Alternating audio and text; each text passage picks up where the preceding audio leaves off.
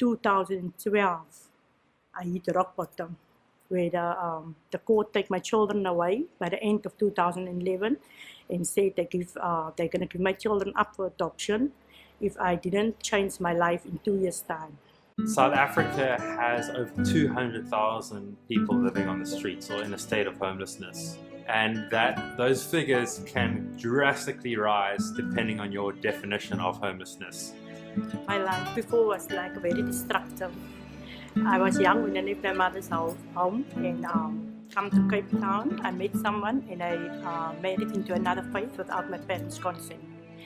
And after that, my life started becoming destructive because it's another faith that I don't know, and no contact with my family. And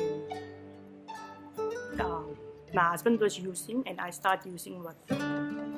And I lost my jobs. The court would take my children away from me, and I ended up on the streets. Life was very scary. It is very scary because people can come and steal your stuff or hurt you when you're sleeping.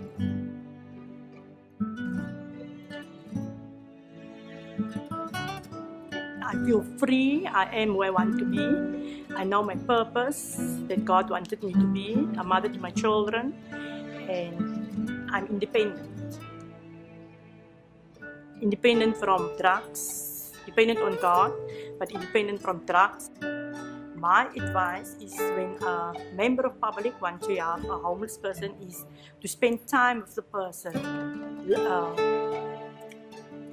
Don't give money to the person. Know the person better. Listen to their story. Take them to places where there is help. Organizations where there is help for you. The Bible is clear that we must give, but the Bible is also clear that we must give wisely. So if our giving causes harm, the Bible is very clear that we should reform our ways and think how we go about helping other people. In short, I find that if we just keep on giving a handout, we increase dependency on people. Whereas if we give a hand up, we are decreasing dependency.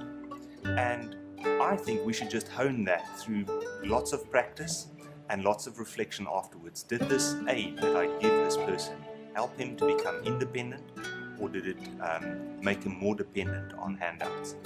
Moses and the apostles, they had an open door policy. They included people that were outcasts, that were ostracized by society.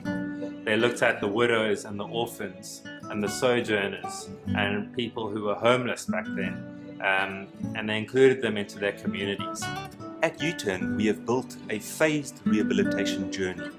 The first phase is providing services to guys on the street, and it typically starts with the public buying a voucher and handing it to a homeless person who asks for help.